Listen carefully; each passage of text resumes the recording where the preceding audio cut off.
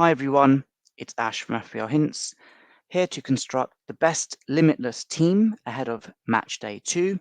As always, if you're able to like, share and subscribe, that will be greatly appreciated. And before we get into it, I'll do a quick review of how Matchday 1 went in for me.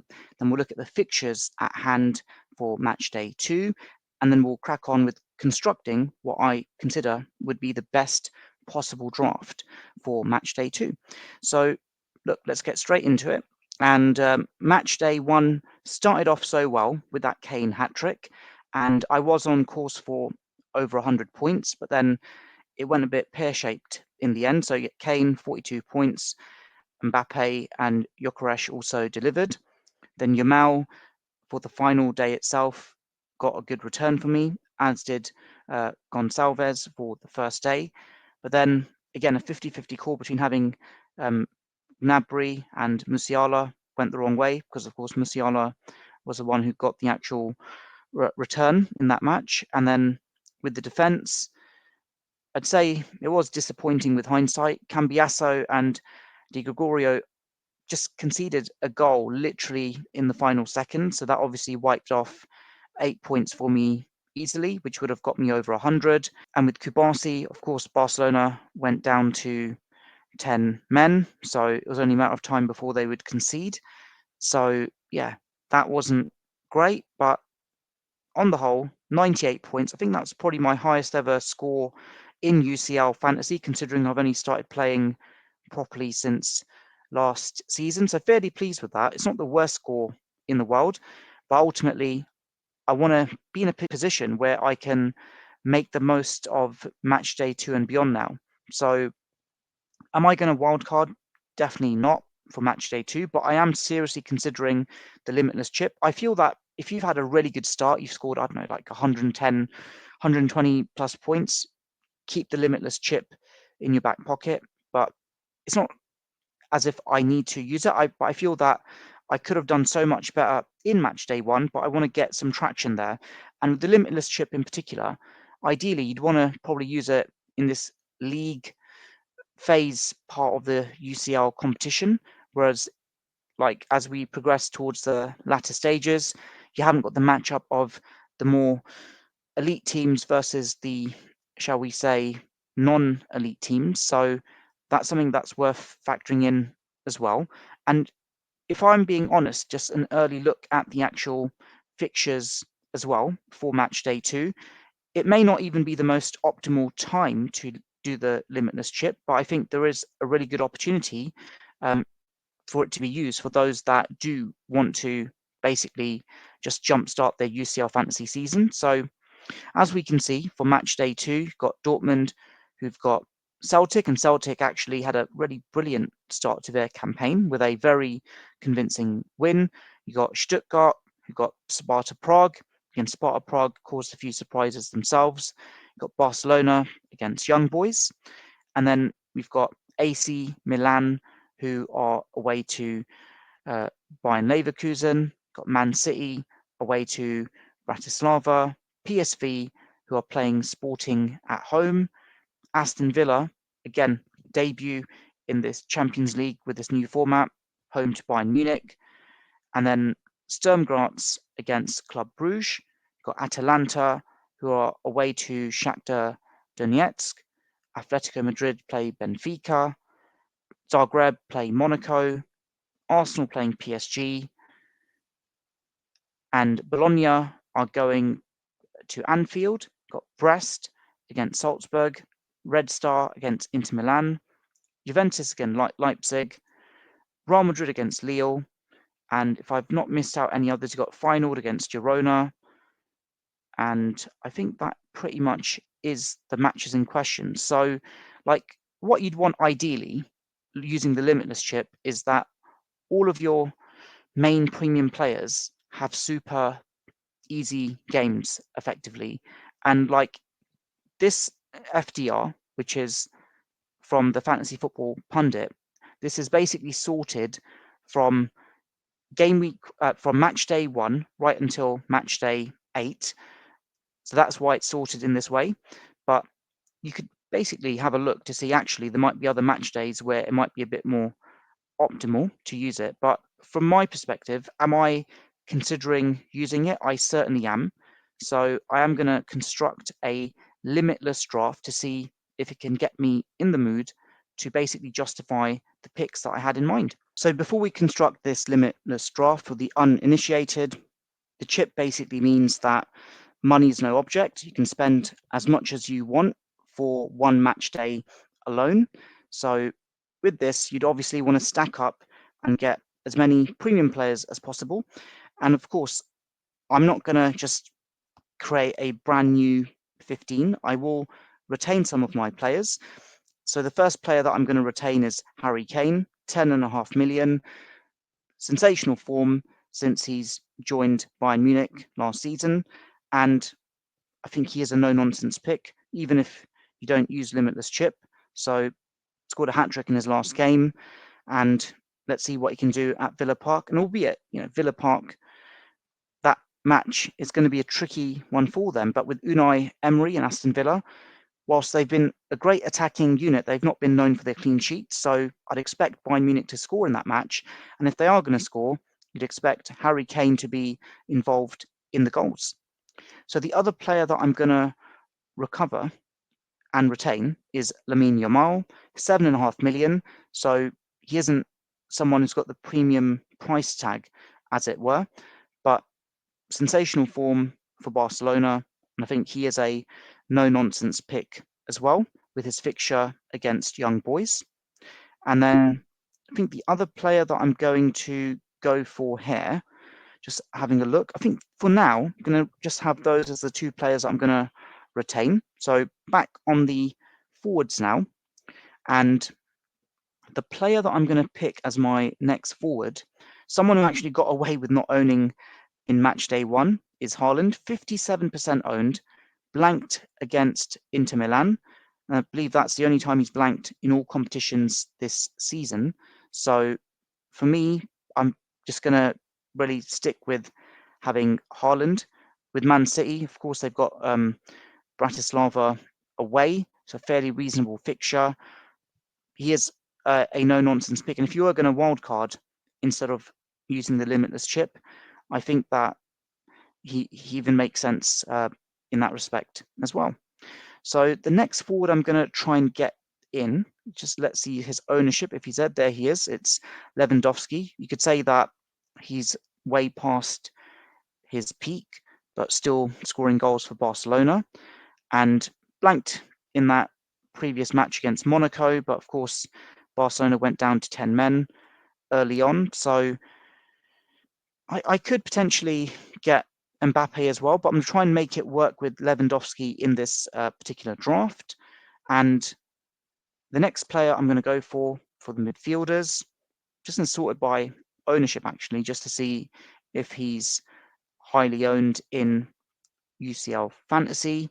There he is, Mohamed Salah, £10 million. If we're being honest, his form has been somewhat mixed in this early period. So it's something that is worth factoring in, but it's such an important match for Liverpool against Bologna at home. So going to get him in, no doubt. If they were to score, he's a talisman and he'll be involved. You could argue that pretty much almost all of these players are talismans in some respects. And that's another thing as well, that ideally you'd want the player, money is no object, but you want to get the ones that will be involved in the goals in some shape or form. The next player that I've got in mind is Jude Bellingham, 25% owned. I would have actually picked him in my actual UCL Fantasy team, but he hadn't started a match for ages, missed the international break. So I thought, well, I'd rather have him as a future transfer, and I'd want a playing bench, as it were, of course, because of the stick and twist nature of UCL Fantasy. So in he comes. The next player that I'm going to get, if I can see him here. Nope, he's not there. So Arsenal, they've got PSG at home at the Emirates, and Saka is a very integral player for Arsenal on penalties as well for good measure. And if Arsenal are going to score, no doubt Saka will be involved. I believe in all of his Premier League games, he's had some sort of goal involvement this season. So makes perfect sense to have him against PSG. And moving on to my next player, someone who I really should have bought, but I didn't for match day 1. If I can just find him here, probably one of the higher owned players as well. Had a very good season. There he is. For Leverkusen, Florian Wirtz. So 7.5 million. Again, it's more about the fixture as well as the form as well. With Leverkusen, they've got, just as a reminder, for match day 2, AC Milan at home. So yeah, a bit of a tricky game, but I think combination of form is worth factoring in as well. And onto the defense now. I'm just going to go for the heavy hitters basically. So I've already got one Liverpool player. So let's just have a look at the ownership as well. So there he is, Trent Alexander-Arnold, 21% owned. Of course, he can play as an inverted fullback.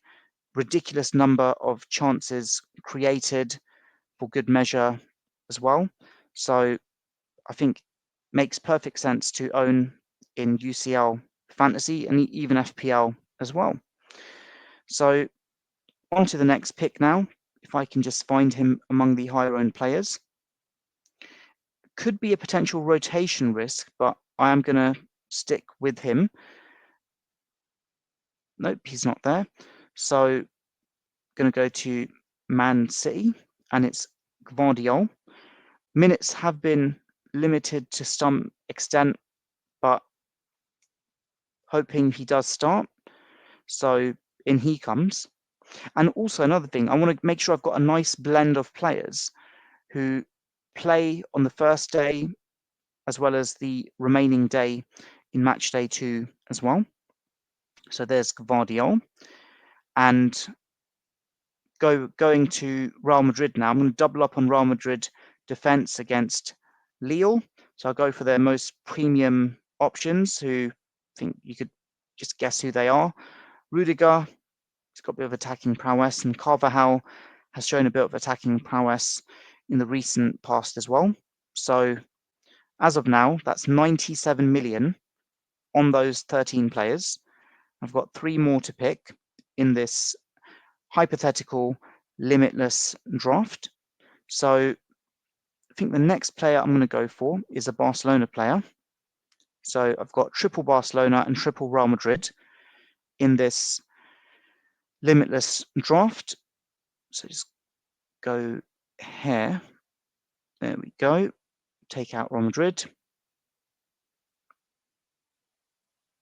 Pick Barcelona. Should be one of the higher owned assets.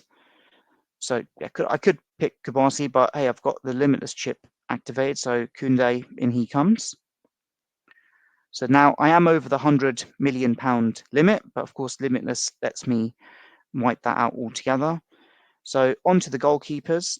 At the time of recording, Alisson was injured and he missed his most recent league match for Liverpool, but I'm hoping that it's not a serious injury and that he should be able to fully recover by the time that Liverpool play Bologna in their next match. So there he is, 6% owned. And then lastly, the fixture for Dortmund also looked reasonable. Celtic at home, albeit Celtic had a very good start to their campaign. So I'm going to go to Dortmund and I will specifically go to Kobel. There he is, 25% owned. So let's just make sure that there is a significant amount of variation on the match day. So Kobel as the goalkeeper on the 1st of October, Alisson as the goalkeeper on the 2nd of October. So obviously I'd start Kobel first. You've got Trent Alexander-Arnold playing on the 2nd. Gvardiol is playing on the 1st. Rudiger, again, same day, 2nd. And Carvajal, of course, on the 2nd. And then you've got Koundé playing on the 1st. So a bit of variety there. That's good. They're not all playing on the same day. Lamine Yamal, again, same as Koundé, of course, 1st of October. Mohamed Salah will play on the 2nd. Bellingham, I think we've determined for Real Madrid, will be playing on the 2nd. Saka for Arsenal on the 1st. Florian Wirtz will play on the 1st. Just Harry Kane on the 2nd. Haaland will play on the 1st. And then Lewandowski, just to reconfirm, will play on the 1st. So with this team, good variety of players, not just playing on one day. So, of course, with the stick and twist nature of UCL Fantasy, you can chop and change accordingly. That's £113.5 million spent on this hypothetical draft. Am I going to activate my Limitless chip right now? Not at the time of recording, but it's something that I will factor in as I get closer towards the deadline for Matchday 2. But if I was doing a SWOT analysis, I think there is a very healthy amount of premiums and triple ups and double ups with this team, especially with Liverpool, Real Madrid, and Barcelona. But of course, the worry is that if they have bad games in their favourable fixtures, then of course that's going to really mess up my overall rank. But you'd expect them to do well, considering who they're playing. And yeah, it's a tough one, but I've got to really give it some serious thought. That is it the optimal time? I think there's a window for sure. Looking at the fixtures, I need to give it a real deep dive to see if there'll be another opportunity. Again, like I said, 98 points wasn't the worst score in the world, but it could have been so much more better had I literally just done literally even one 50-50 call different. If I didn't pick De Bruyne, picked Florian Wirtz, and then upgraded another player, I wouldn't even be contemplating Limitless, but probably would have actually. But that's where I'm at right now with this draft. I think I can justify it due to the sheer number of changes, but again, at the same time, retaining some players where I feel there is value. So there you have it. Let me know in the comments below what you think with this hypothetical Limitless draft. Have I got the balance right? Have I got the balance wrong? Do you think this is a good opportunity to use the chip? And as always, if you're able to like, share, and subscribe, that will be greatly appreciated. Take care and all the best.